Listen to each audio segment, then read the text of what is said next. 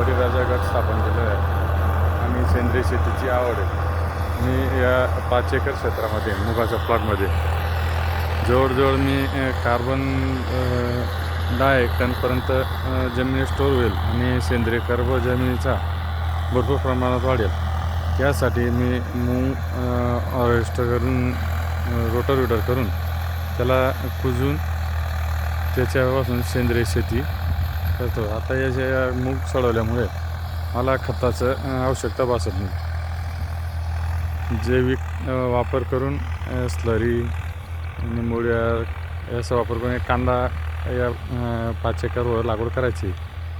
तरी मी सेंद्रिय कांदा 150 क्विंटलच्या पुढेच उत्पन्न काढतो.